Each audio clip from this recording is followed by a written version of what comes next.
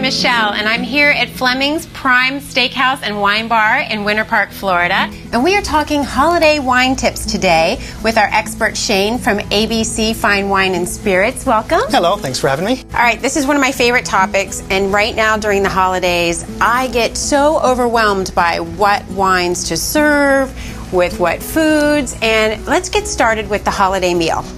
I've got, turkey in the oven. My family is getting ready to arrive. What is a great pre-holiday, meal wine to serve? There's a lot of wines that fit the bill there. I would recommend dry wines with not a lot of oak. So I would think champagnes and sparkling wines are fine. Pinot Grigio, which everyone seems to know quite well. And I even brought a Sauvignon Blanc from California. Now, a lot of people say that you should only have white wine with white meat and red wine with red meat. Is that true?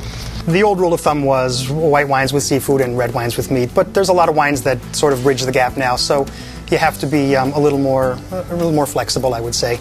And turkey is a hard food to match wines with. In itself, not a lot going on, but you have to take into consideration all of the dishes served with it, which are just barrels of flavors and spices and everything else. So a lot of wines come into play. And I see some over here. Now, are these some of your top picks that you would suggest? I would recommend all of these, yes, especially for a turkey dinner. We have German Riesling here.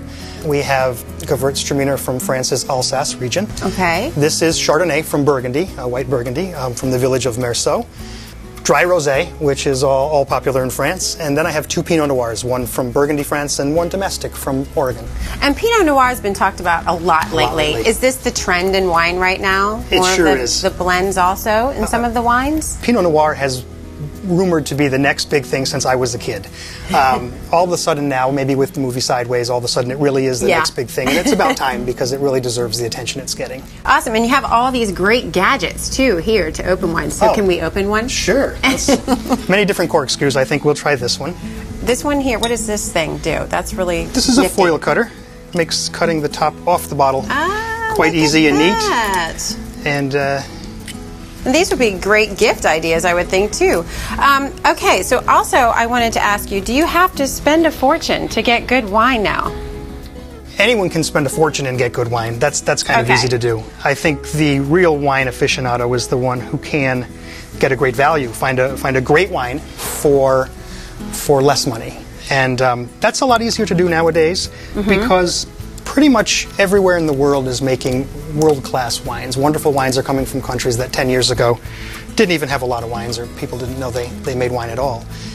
Okay, so why do people do this, swirl their wine after it's poured? People swirl their wine to help it be exposed to oxygen, which brings the aromatics out of the wine. It makes it prettier to smell and more pleasurable to drink. They also look when they swirl for legs, which is a measure of the glycerin in the ripe grapes. Try it now. Just okay, and you stick your nose in it, right? Yeah, I've seen them do that too. Yeah. So this is French delicious. Pinot Noir. Okay.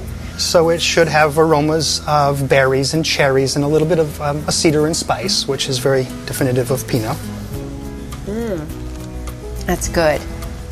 A lot of my friends are a little apprehensive to try red wines, and I like red wine. So I would think, though, that the Pinot Noir would be a good one for them to start with. It's a great starter wine.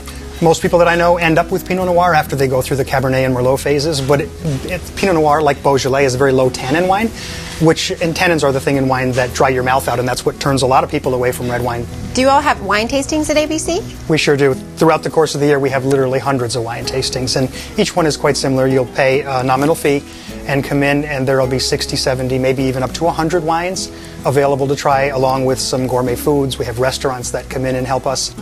During the holidays, I love to give the gift of a bottle of wine. What other items do you have that would be great to give as gifts?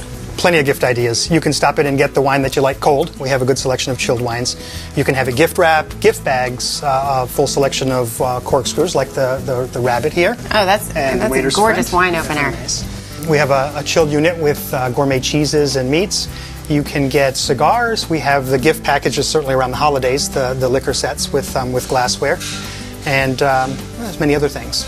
And, sometimes I like to bring a dessert or even serving dessert after a holiday meal. What do you suggest as a wine to serve with the dessert? I have two right over here. rule number one is just to make sure that your dessert wine is sweeter than your dessert, otherwise it's not going to pair so well. This is Muscat from the south of France, and I brought a Riesling Beernauslese from Germany, two popular styles of dessert wine. Both will work wonderfully well with the pumpkin pie, but there are many others to choose from if you have any problems picking them. ABC has wine consultants in all stores, so just feel free to ask for help. Thank you, Shane, for all of this great information. It's now going to be much easier to pick out wines for our holiday meals and celebrations. And thanks for joining us today, and happy holidays to all of you. And remember, enjoy responsibly.